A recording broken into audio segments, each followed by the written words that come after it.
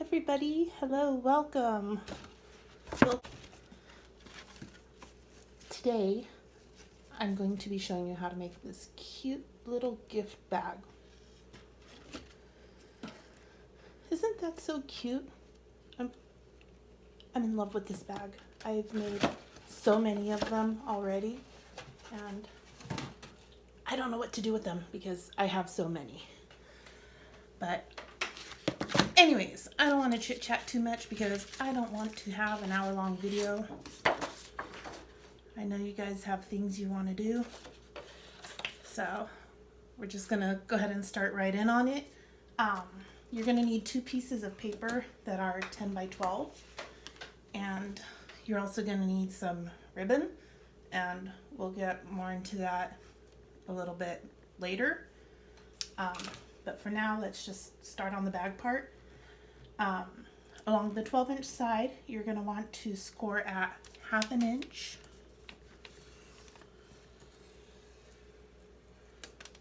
1 1/4, 2, 5, 5 3/4, and 6 1/2. And then you're going to rotate it. I usually like to go to the right, and this is going to be the top of the bag, so if you have any directional pattern, make sure that you're paying attention to that way. You could go to the left also if that is your preference. That would just make the tabs be on the other side, and both pages are going to be scored exactly the same. So this one's going to be scored at 3. So again, that's scored at 2, not 2, 1/2 inch, 1 1/4, 2, 5, 5 3/4, and 6 1/2. Rotated and scored at the bottom at 3. And I actually have the other page already scored, so I'm not going to do that one. I'm just trying to make this a shorter video because I actually already recorded this and it was 43 minutes long. That was just ridiculous. So anyways, I guess I chatter too much.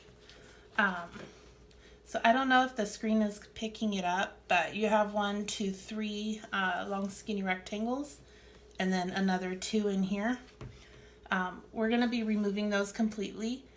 I like to do a straight cut, so just do a straight cut along this because these little flaps that we're going to be making, we don't want those angled, we want them nice and straight. So I'm just going to get my blade and knock these out. Maybe I'll do it on this side. I don't know if this side is more visible for you. It's more visible for me. So cut that out.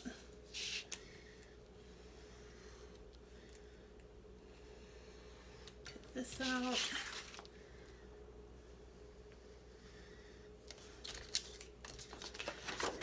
So at this point, you'll have 2 pieces of paper that look like this. I don't usually do my scoring before I do my cutting. I just find that my cuts tend to be neater if I cut them before I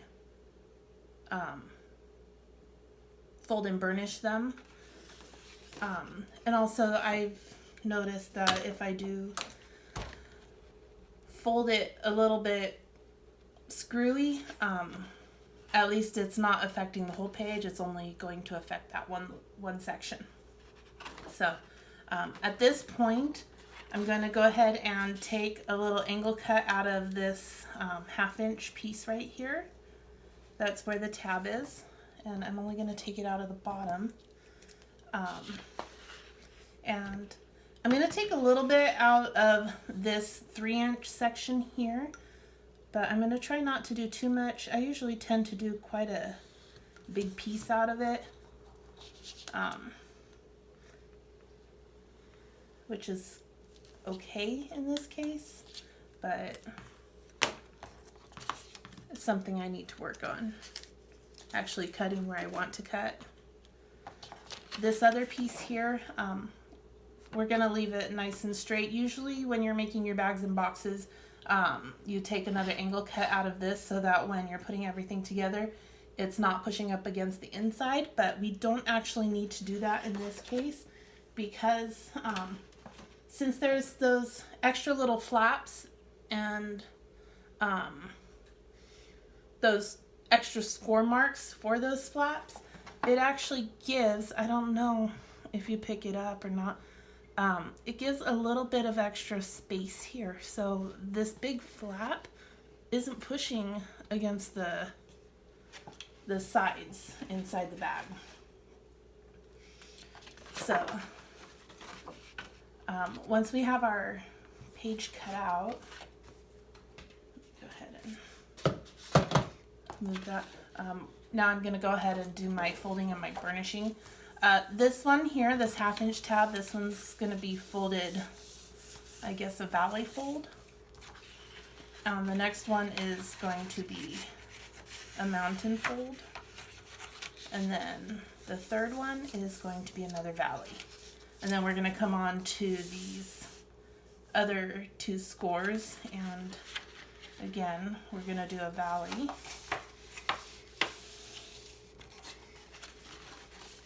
And then a mountain, so we're folding it back the other way. And then another valley. So what you end up having is 2 pieces that look like this. And I have the other piece here, so, which I've actually already glued the flap together. So we're going to flip it over and I'm going to glue the flaps together. Where's my glue? There we go.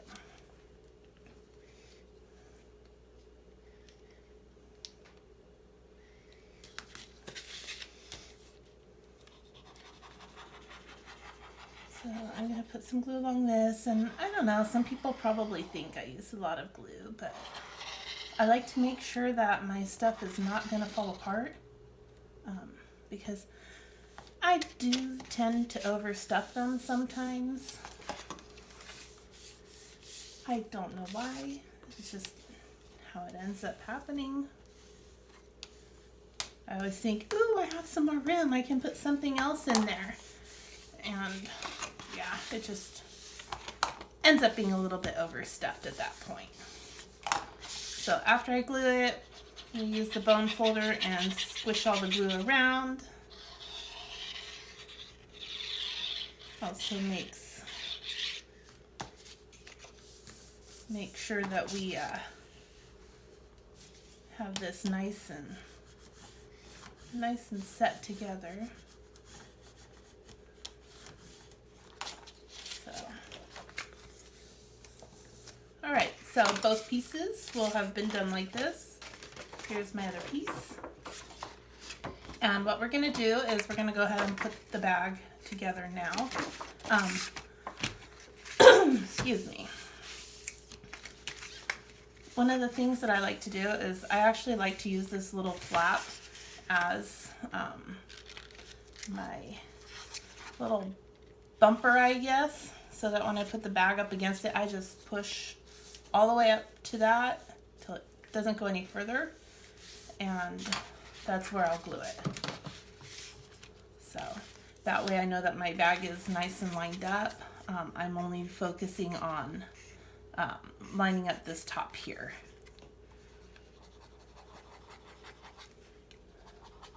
Should hold the flap.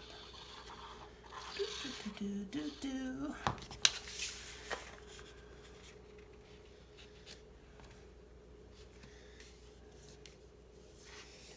So here's that.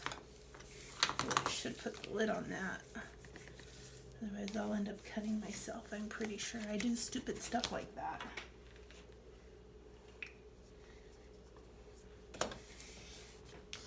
Alright, so I'm going to go ahead and flip the bag over now.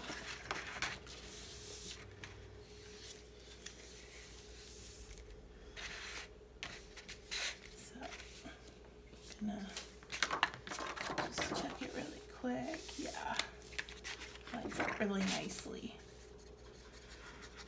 So glue the flap again. Oop, my little stopper came out. That's okay.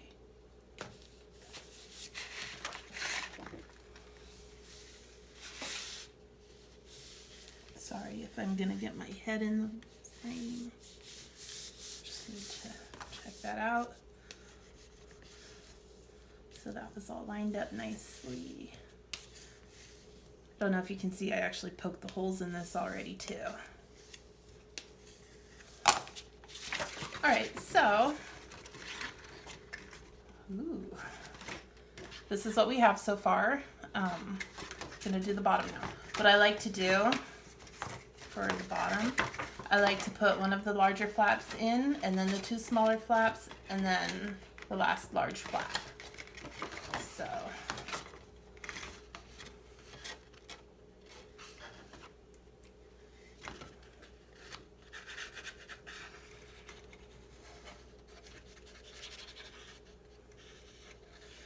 Something you all should know is I am not always the most graceful crafter. Not at all. So if you're coming on here and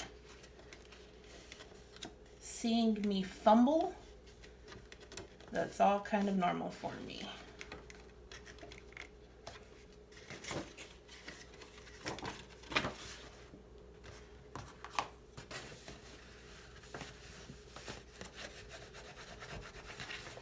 And I can't pretend to be any other way. I am who I am.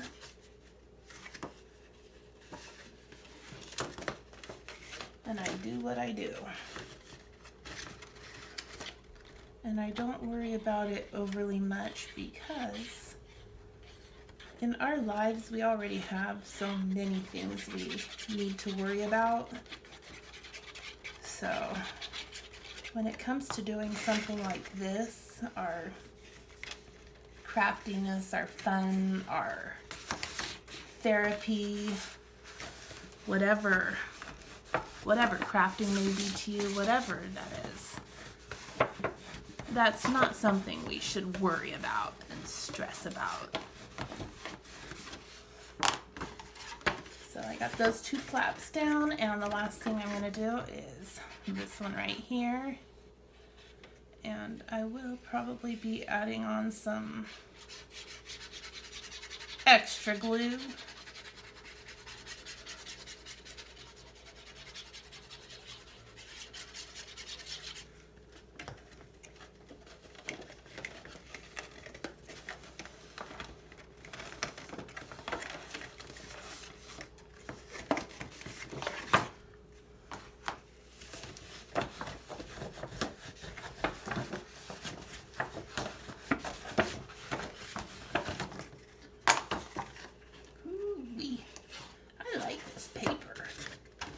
This up at Tuesday morning.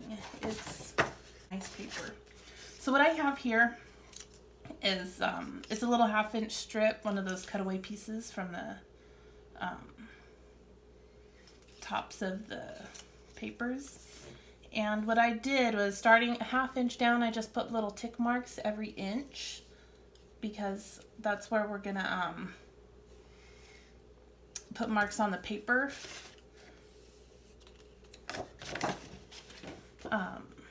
And I did it 1 inch apart because this bag is, I think, 7 inches tall and it's 3 inches wide, but when the flaps are closed up, I think it's like a 2.5 inch section or a 2-inch section that we're lacing. That little bit of section right here takes 4 feet of ribbon. So if you do more holes in it than what I've done here, it's going to take a lot more ribbon. So, but it's all entirely up to you. So this is a 1/2 inch strip.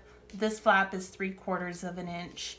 And basically my holes are about 1/4 of an inch away from the bag. That's where I liked it. You can put them wherever you desire.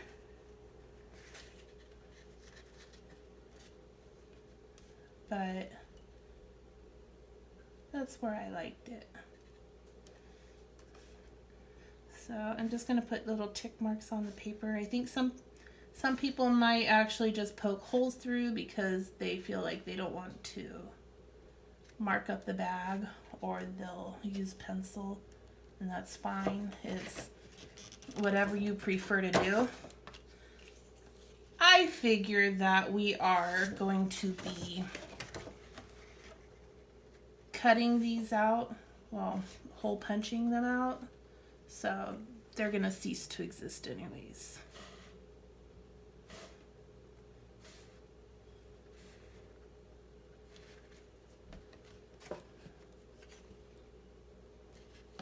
So I got all my little marks done, and I do not have my hole puncher handy. Let me just get my hole puncher out really quick. This one is a 1/8 inch punch. So I'm just going to come in here and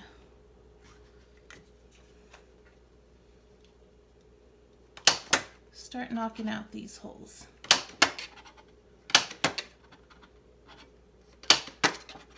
So at this point, this is where I say, okay, let's just pretend like you saw me go through and punch all of them. So I'm not going to do this side, although I'm not really saving all that much time.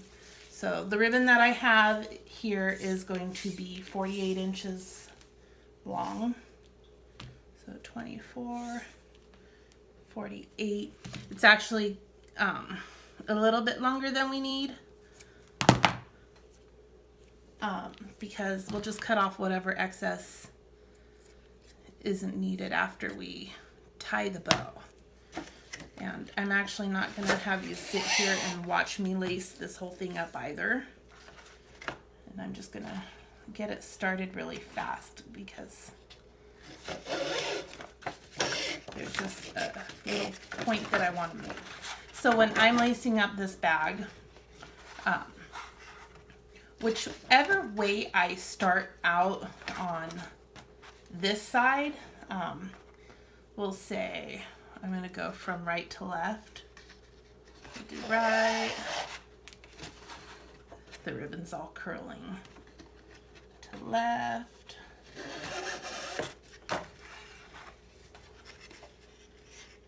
Right. So I want to, number one, I want to make sure that I'm keeping it going the same way. So I'm going to stop it right there. That way the left side, or whichever side, is always over the top. When it comes time to lace up the other side, so in this case I started from the right. When I flip it over, my first lacing that I'm gonna do is actually going to be from, oh, I do at least need a couple holes on this side.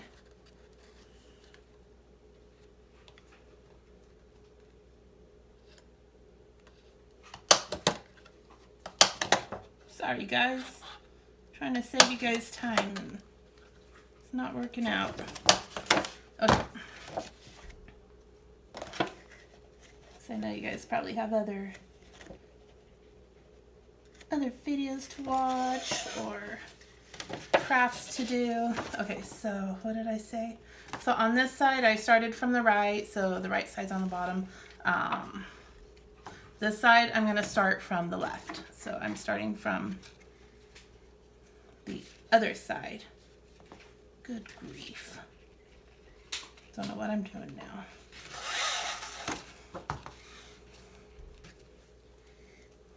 So left to right, because basically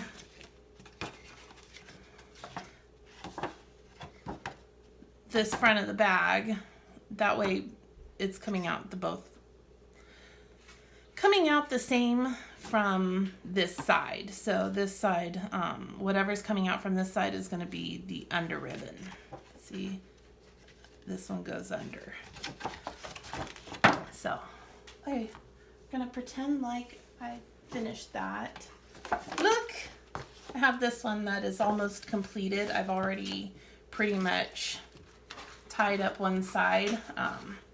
My ribbon is really crunchy because I had it wrapped around a little card, so I'll have to fix that later.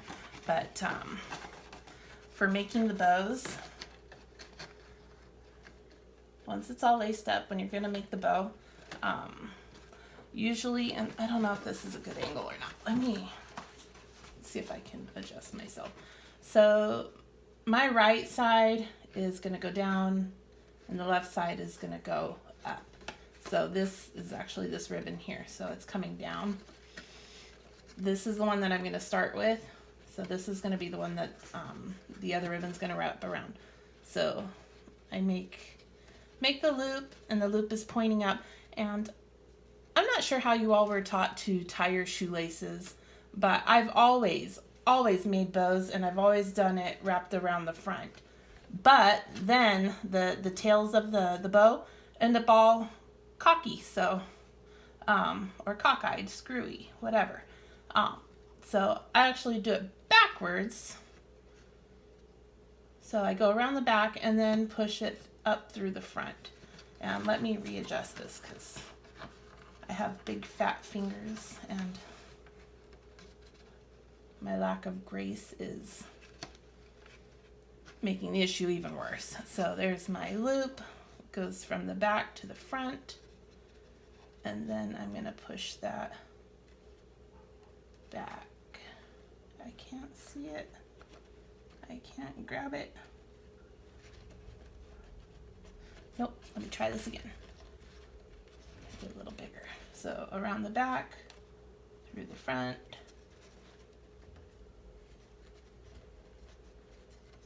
Do I have it? Yes, I have it. So there's my ribbon and the bow, and the tails are down to the bottom, and at this point I would just go ahead and adjust the bow to whatever size I liked. Not going to worry too much about it. These ribbon handles, I'm using a thicker ribbon because if I use too thin of a ribbon, I risk the weight of whatever I put in the bag ripping the handles out, and I got to cut that off. But so I'm using a thicker ribbon here, but it's entirely up to you if you want it to lace with a thick ribbon or a thin ribbon, or it's all however you like it. I used, each handle was, I think I started off with a 20-inch piece of ribbon, and I actually like to get 3 sides done and tied before I start cutting the ends of the ribbon off or doing anything else to it, because once I have all three tied and all I have is this last one, I can actually see how long I need to have this ribbon, where I need to actually put the knot, and this ribbon's really thick, so I need to give a little extra support.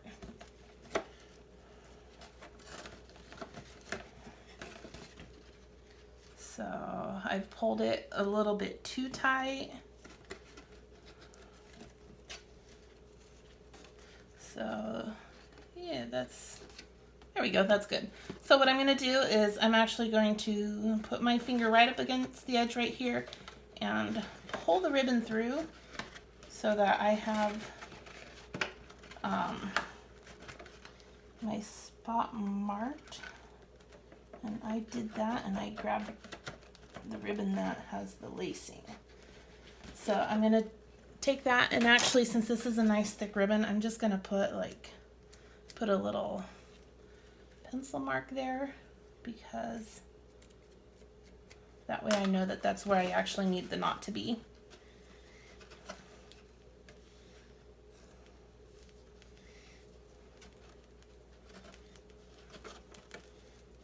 And the thinner the ribbon you use, the more knots you're actually going to need to make to keep the handle in place.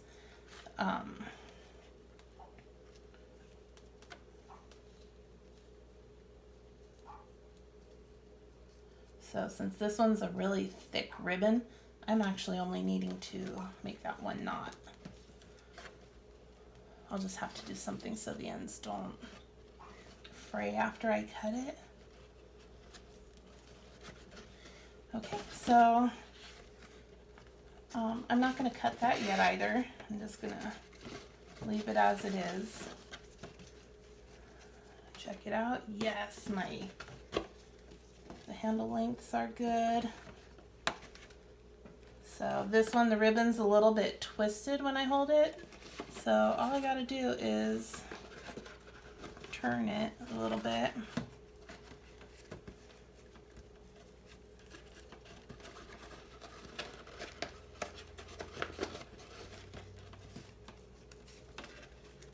It sits nice and straight.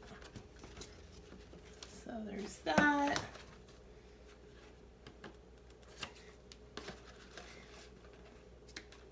Cut some of this excess off.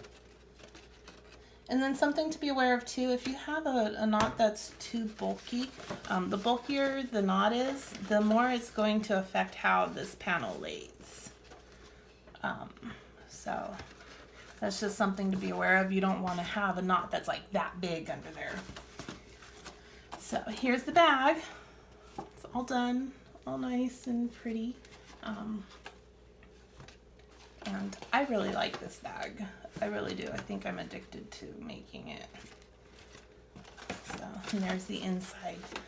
Something else you could do if you wanted, and I would recommend doing it before you actually put in the ribbon that you use to lace it, is an alternating pattern back here. And for that, you would probably need it to be just under 3 inches, because you'll be able to see the edges of it. If you try to use the strip that you cut off of it, so this has that extra little piece on it still. But if you try to use the strip that you cut off of it,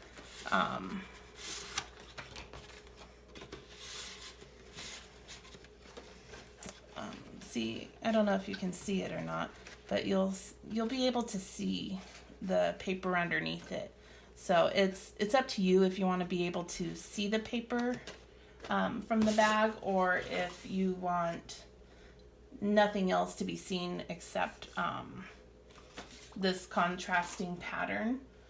So yeah, I think you would need it to be just under 3 inches for it to go all the way across. Yeah, just under 3 inches. But none of them that I have done in this style have the contrasting pattern, just because I like it. I'm using the ribbon as the contrast, so who knows? Maybe one of them will have it. Anyways, thank you for watching my tutorial, and I hope it wasn't too crazy or confusing, and I hope you all have a wonderful day and happy crafting.